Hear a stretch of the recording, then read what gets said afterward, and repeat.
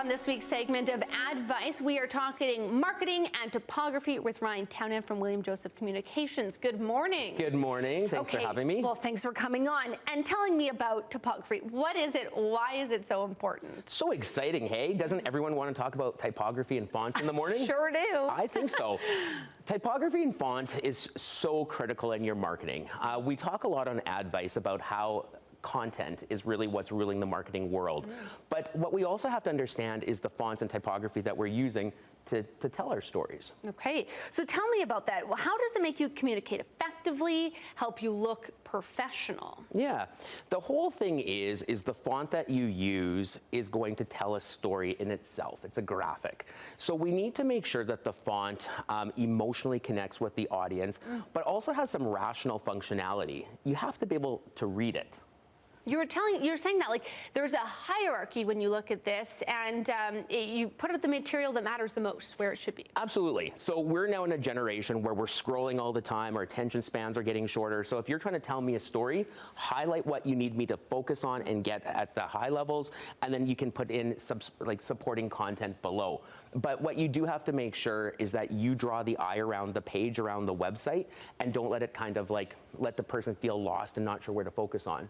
Now, I feel like there would be a lot of pressure when you start, a brand, coming up with that typography that kind of reflects your brand and what your message. Yeah, absolutely. So the thing is you become known for your fonts, right? So you do need to have consistency, and that's everything from your logo all the way through your body copy, through your websites.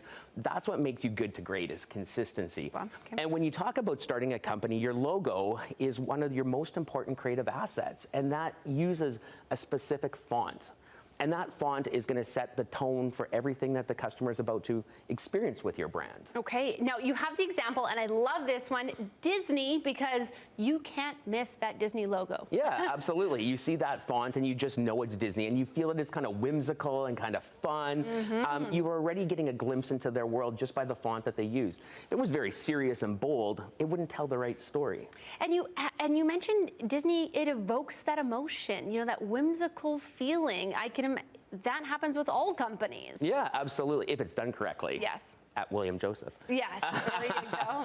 The thing too is that people need to effectively communicate with their audience. And I remember when I started off, I designed a business card for somebody, and I used a really tiny font, and the person said, well, I can't read this. And I kind of laughed, and I thought maybe they were a little older. I could see it clearly. But you have to understand your audience, right? If you're talking to people that are maybe a little older, do you use larger fonts? Do you use, what's the substance that the font will be on? Will they be able to read it? And really, I think the thing is, as we talked about with Disney, what's the emotion it's connecting with? Okay, interesting.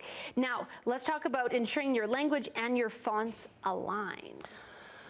This kind of feels intuitive, like there are more fonts than just Arial and Times New Roman. What? Comic Sans, I know, right? Let's be crazy here.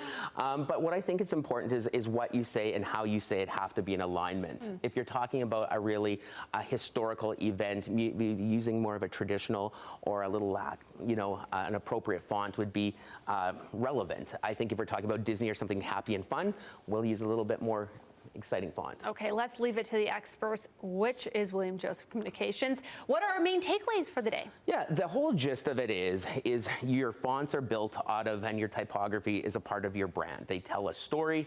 You definitely need to have consistency across the board, and that's everything from your first logo through every little piece of communication that you put forward. And do always think both rationally and emotionally. Rationally is, can people see it and understand what I'm saying? And emotionally, is it telling a story that evokes the emotion of my brand?